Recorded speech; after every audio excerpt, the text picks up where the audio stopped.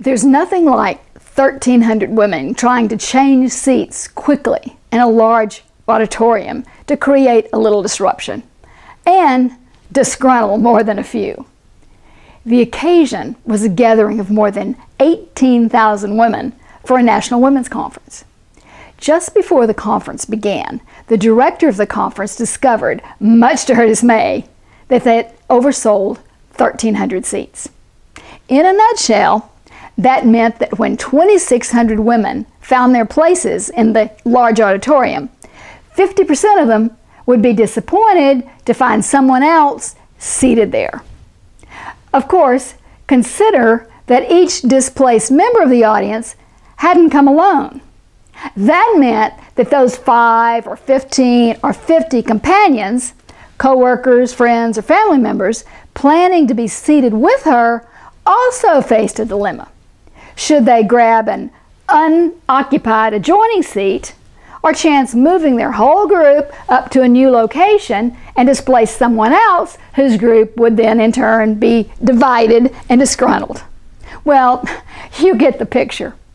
Busy ushers trying to get everyone's attention to relay instructions about where they could go find another seat. Bodies, handbags, and briefcases filling the aisles. Big delay in starting the program.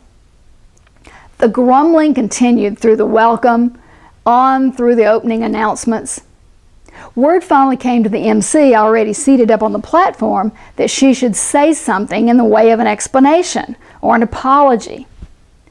The purpose was to make things better, not worse.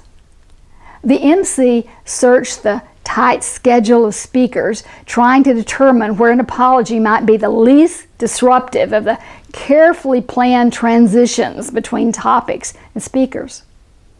Finally, she leans over to the next speaker, Johnny Erickson Tata. Johnny, we've got a problem. She explained the cause of the 1,300 people roaming the aisles at that point. If you can't think of something to say, and it does fit with what you plan to talk about, please mention the problem and offer an apology. If you can't think how to work it in, then just don't worry about it. I'll figure out something sooner or later. So Johnny's turn to speak came, and she rolled her wheelchair up to the microphone. A quadriplegic since suffering a diving accident as a teenager, Johnny offered this brief observation before launching into her prepared presentation. I understand that there are some women here tonight who are not sitting in the seat they expected to be sitting in. So am I. And I know thousands of people who would gladly trade seats with any one of you. Dead silence. There's nothing like stark frankness to put things in perspective. You should never measure your own misfortune by itself. If we do, it seems intolerable. But balanced against the suffering of the rest of humanity, ours most often is shown to be what it is, an inconvenience, not a catastrophe.